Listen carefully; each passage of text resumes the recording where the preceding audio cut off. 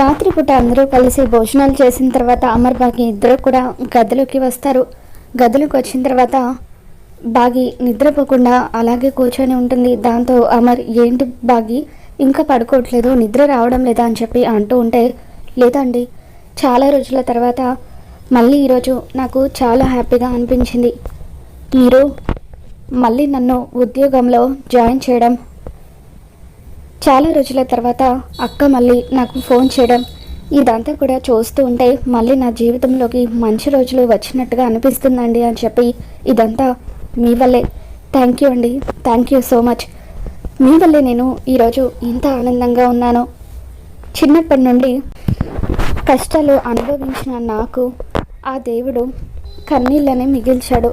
ఇక నా రాత ఇంతే అనుకొని సర్దుకొని ముందుకు వెళ్తూ సంతోషం అనే పదం గురించి ఆలోచించడమే మానేశాను.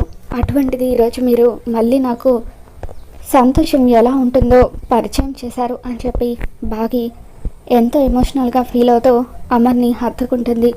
దాంతో అమర్ బాగితో, బాగి ఊరుకో బాగి, ఏంటిది చిన్నపిల్లలాగా, ఇకపై ఎప్పుడూ కూడా నీ జీవితంలో కేవలం సంతోషం మాత్రమే ఉంటుంది, బాధను నీ దరిదాపుల్లోకి కూడా రానివ్వను అని చెప్పి అమర్ అంటూ ఉంటాడు.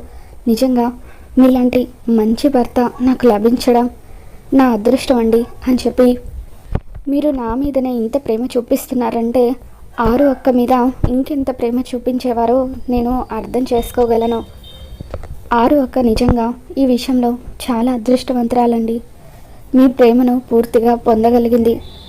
కానీ కొంతమంది స్వార్థపరుల వల్ల ఈ కుటుంబానికి దూరం అయిందని చెప్పి బాగి అంటూ ఉంటే, అప్పుడు అమర్, నా ఆరుని దూరం చేసిన వాళ్ళను ఎట్టి పరిస్థితుల్లోనూ విడిచిపెట్టను బాగి, ఎప్పటికైనా వాళ్ళకి శిక్ష పడేలాగా చేస్తానని చెప్పి అమర్ అంటూ ఉంటే, అప్పుడు బాగి, అందుకు నేను కూడా మీకు ఖచ్చితంగా అండగా ఉంటానండి. అక్కను చంపిన వాళ్లకు ఖచ్చితంగా శిక్ష పడేంత వరకు నేను కూడా పోరాడుతూనే ఉంటాను అని చెప్పి బాగి అంటూ ఉంటుంది. తర్వాత అమర్ బాగితో, చూడు బాగి, మన పెళ్ళి ఏ విధంగా జరిగిందో అదంతా కూడా పక్కన పెడితే నువ్విప్పుడు ఈ ఇంటి కోడలివి, పిల్లల తల్లివి, అలాగే నా భార్యవి కూడా అని చెప్పి అమర్ అంటూ ఉంటాడు. ఇక అమర్ నోటి వెంట బాగి నా భార్య అన్న మాట రాగానే ఇక తను ఎంతగానో ఆనందపడిపోతూ ఉంటుంది. ఈ జన్మకు ఈ ఒక్క మాట చాలండి, నేను సంతోషంగా బతికేస్తాను, ఈ క్షణం నేను చచ్చిపోయినా పర్వాలేదు అనిపిస్తుందని చెప్పి బాగి అంటూ ఉంటే, అమర్ బాగి నోరు మూస్తూ, ఇంకెప్పుడు కూడా అటువంటి మాటలు మాట్లాడకు బాగి, ఆరు దూరమైనందుకే ఈ కుటుంబం నరకం అనుభవించింది. చీకట్లో ఉన్న కుటుంబాన్ని నువ్వు వెలుగులోకి తీసుకొచ్చావు, ఈ ఇంట్లో మళ్ళీ సంతోషాలను పంచావు, అటువంటిది నువ్వు కూడా దూరం అయితే మేము తట్టుకోలేము అని చెప్పి అమర్ అంటూ ఉంటాడు. సారీ అండి, ఇంకెప్పుడు కూడా అలా మాట్లాడను అని చెప్పి బాగి అలా ప్రేమగా అమర్ని హత్తుకుంటుంది.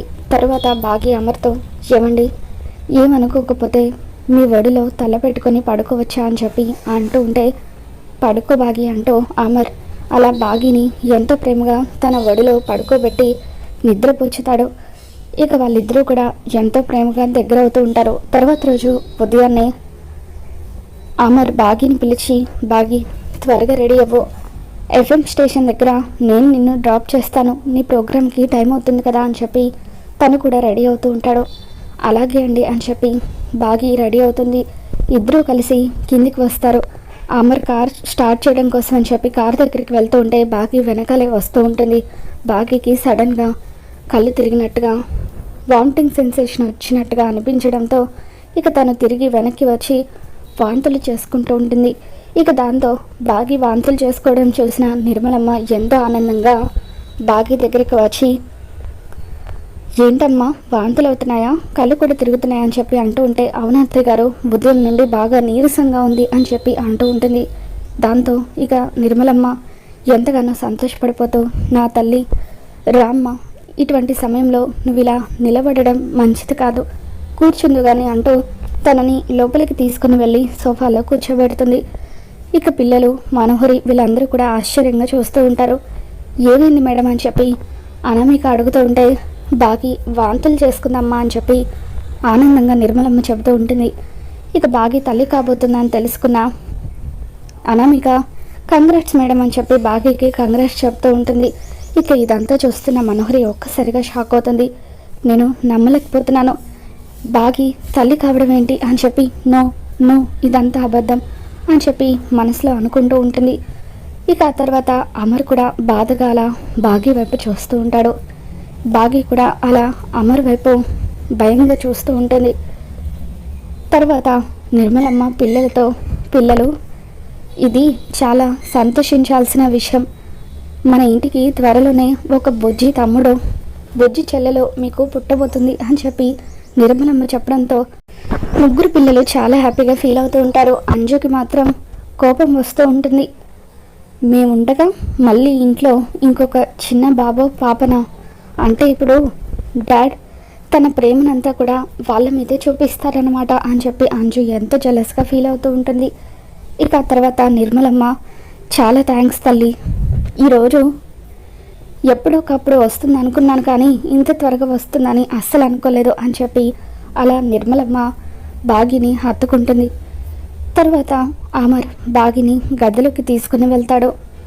బాగి కొద్ది రోజుల క్రితం ఏం జరిగిందో నీకు నాకు బాగా తెలుసు, దాని ప్రతిఫలంగా ఈరోజు నువ్వు తల్లివి కాబోతున్నావు. కానీ నువ్వు తల్లివి కావడం సంతోషించాల్సిన విషయమే అయినా అందుకు నేను సిద్ధంగా లేనని చెప్పి అమర్ అంటూ ఉంటాడు.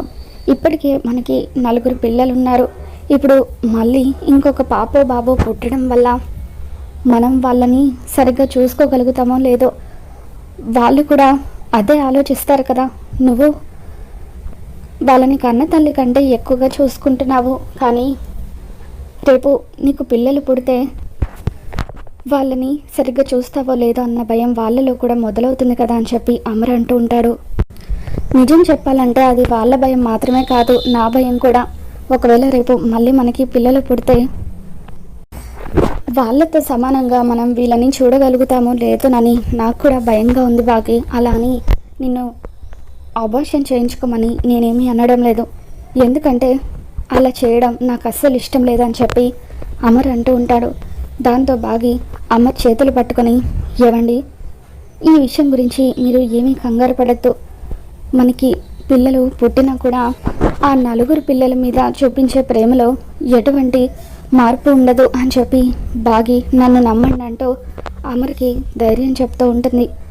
సరే బాగి పద, నిన్ను స్టేషన్ దగ్గర దింపేసి నేను వెళ్ళిపోతాను అని చెప్పి అమర్ బాగిని తీసుకుని వెళ్తూ ఉంటాడు. ఒక్క నిమిషం అండి ఇప్పుడే వస్తాను అంటూ బాగి మనోహరి గారు మీతో కొంచెం మాట్లాడాలంటూ తనని పక్కకు తీసుకొని వెళ్తుంది. చాలా థ్యాంక్స్ మనోహరి, ఈరోజు నేను తల్లిని కాబోతున్నాను అంటే అందుకు కారణం నువ్వే అని చెప్పి అంటూ ఉంటే మనోహరి షాక్ అవుతూ ఉంటుంది. ఏంటి షాక్ అయ్యావా? కొద్ది రోజుల క్రితం ఏం జరిగిందో మర్చిపోయావా? నువ్వు ఆయనతో కలిసి తప్పు చేయడం కోసమని పాలల్లో మత్తు మందు కలిపావు. ఆ విషయం తెలియని నేను ఆయన ఆ మత్తు పాలు తాగాము, మత్తు పాలలో ఇద్దరం కూడా ఒకటయ్యాము. దాని ప్రతిఫలంగా నేను తల్లిని కాబోతున్నాను. ఈరోజు మా బంధం మరింత బలపడుతుందంటే అందుకు కారణం నువ్వే కదా మనోహరి, అందుకే నాకు చాలా ఆనందంగా ఉంది. నీకు నా మీద ప్రేమ ఉందని తెలుసు కానీ మరీ ఇంత ప్రేమ ఉందని అస్సలు అనుకోలేదు. థ్యాంక్ యూ సో మచ్ అంటూ అలా బాగి వెటకరంగా మనోహరికి థ్యాంక్స్ చెప్పి అక్కడి నుండి వెళ్ళిపోతూ ఉంటుంది.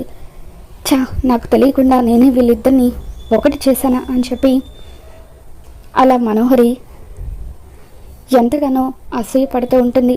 ఎట్టి పరిస్థితుల్లోనూ దీనికి బిడ్డ పుట్టడానికి వీల్లేదు, భూమి మీదకి రాకముందే దాన్ని అంతం చేస్తాను అని చెప్పి మనోహరి అనుకుంటూ ఉంటుంది. మరోపక్క నిర్మలమ్మ సదాశివం గారు ఇద్దరూ కూడా తమ గదిని సర్దుకుంటూ ఉంటారు. సదాశివం గారు ఇష్టం వచ్చినట్టుగా ఆల్బమ్స్ అన్నీ కూడా కింద పడేయడంతో అప్పుడు నిర్మలమ్మ సర్దడానికి ఇబ్బంది పడుతూ ఉంటే అప్పుడు అనామిక అక్కడికి వచ్చి, ఆంటీ మీరు వెళ్ళి హ్యాపీగా టీవీ చూడండి, ఇవన్నీ నేను సర్దేస్తాను అని చెప్పి అంటూ ఉంటుంది. చాలా థ్యాంక్స్ అమ్మా, ఒకటే కాళ్ళ నొప్పులు ఎలా సర్దుకోవాలా అని ఆలోచిస్తున్నాను అని చెప్పి నిర్మలమ్మ సదాశివం గారు ఇద్దరు కూడా అక్కడి నుండి వెళ్ళిపోయి హాల్లో కూర్చుంటారు. అనామిక బెడ్ మీద పడిపోయిన ఆల్బమ్స్ అన్నీ కూడా సర్దుతూ ఉంటుంది. ఇక అప్పుడు అందులో ఆరు అమర్ల పెళ్లి ఆల్బమ్ ఉండడంతో అది తాకగానే ఆరుకి గతం గుర్తుకు వస్తుంది. ఇక వెంటనే గుప్తా ఆరు దగ్గరికి వస్తాడు. బాలిక, నేను చెప్పబోయేది చాలా జాగ్రత్తగా విను బాలిక, నువ్వు ఎక్కువ రోజులు ఈ శరీరంలో ఉండడం అంత మంచిది కాదు, త్వరగా ఈ శరీరంలో నుండి బయటకు వచ్చేసాయని చెప్పి అంటూ ఉంటే, లేదు గుప్తా గారు, నా కర్తవ్యాన్ని నేను నెరవేర్చే వరకు ఈ శరీరంలో నుండి బయటకు రాలేనని చెప్పి ఆరు అంటూ ఉంటుంది. అది కాదు బాలిక, నీకు ఇంకొక శుభవార్త కూడా చెప్తాను. నీ చెల్లెల కడుపున నువ్వు మళ్ళీ బిడ్డగా జన్మించబోతున్నావు. ఈ శరీరంలో నుండి నువ్వు బయటకు వస్తే అప్పుడు నీ చెల్లెలి గర్భాశయంలోకి నువ్వు ప్రవేశించవచ్చు అని చెప్పి, అలా నువ్వు నీ కుటుంబంతో మళ్ళీ బిడ్డగా కొత్త జీవితాన్ని ప్రారంభించవచ్చు అని చెప్పి గుప్తా ఆరుకి చెప్పడంతో, మీరు చెప్పేది నిజమా గుప్తా గారు? నా చెల్లెల కడుపున నేనే మళ్ళీ బిడ్డగా పుట్టబోతున్నాను అని చెప్పి ఆరు అంటూ ఉంటుంది. అవును బాలిక, నువ్వు మధ్యలోనే కోల్పోయిన ఆ సంతోషాలన్నీ కూడా మళ్ళీ తిరిగి పొందబోతున్నావు. అది దైవానుగ్రహం. అదంతా జరగాలంటే నువ్వు ఈ శరీరంలో ఉండకూడదు, బయటకు రా అని చెప్పి గుప్తా అంటూ ఉంటాడు. ఈ శరీరంలో ఉండడానికి నాకు ఇంకా ఎంత సమయం ఉంది గుప్తా గారు అని చెప్పి అంటూ ఉంటే, 15 రోజులు మాత్రమే అని చెప్పి గుప్తా చెప్పడంతో, ఇంకా 15 రోజుల సమయం ఉంది కదా గుప్తా గారు, ఆ మనోహరిని ఇంట్లో నుండి బయటకు గెంటించి అప్పుడు నేను ఈ శరీరంలో నుండి బయటకు వస్తాను అని చెప్పి ఆరు అంటూ ఉంటుంది. ఇక ఇంతలో మనోహరి అక్కడికి వచ్చి పెళ్లి ఆల్బమ్ ఓపెన్ చేసి ఉండడంతో ఇక దాన్ని లాగేసుకొని అనామిక అంటూ గట్టిగా అరుస్తుంది. ఇక దాంతో ఆరు మళ్ళీ గతం మర్చిపోతుంది. ఈ బాలికకు గతం గుర్తుకు వచ్చిన ప్రతిసారి కూడా ఈ బాలిక అడ్డుపడుతూనే ఉంది. ఏదో ఒక విధంగా తన తాళిని ఆ బాలిక తాకేలాగా చేయాలి, అప్పుడే తనకి పూర్తి గతం గుర్తుకు వస్తుంది. ప్రతిసారి నేను ఎప్పుడు తనతో మాట్లాడాలనుకుంటే అప్పుడు తనతో మాట్లాడవచ్చు అని చెప్పి గుప్తా అనుకుంటూ ఉంటాడు. మరో పక్క మనోహరి స్వామీజీ దగ్గరికి పరుగులు తీస్తుంది. బాగి తల్లి కాబోతున్న విషయం చెప్పి, తను తల్లి కాబోతుండడం వల్ల నాకు ఏదైనా నష్టం జరుగుతుందా అని చెప్పి అంటూ ఉంటే, మనోహరి నీ పతనం మొదలవ్వబోతుంది. తన చెల్లెల కడుపున ఆ ఆరు మళ్ళీ బిడ్డగా జన్మించబోతుంది. దేవుళ్ళు కూడా రాక్షసులను సంహరించడానికి రకరకాల అవతారాలు ఎత్తారు. అలాగే ఇప్పుడు తన కుటుంబం జోలికి వచ్చిన నిన్ను అంతం చేయడానికి ఆరు మళ్ళీ పసిపాప రూపంలో ఆ ఇంట్లో జన్మించబోతుంది. ఆ బిడ్డ జన్మిస్తే నీ అంతం పూర్తయిపోయినట్టే అని చెప్పి స్వామీజీ మనోహరిని హెచ్చరిస్తూ ఉంటారు. మరి రాబోతున్న ఎపిసోడ్లో ఏం జరగబోతుందో మళ్ళీ మన ఛానల్లో తెలుసుకుందాం. ఈ వీడియో మీకు నచ్చినట్లయితే తప్పకుండా లైక్ చేయండి.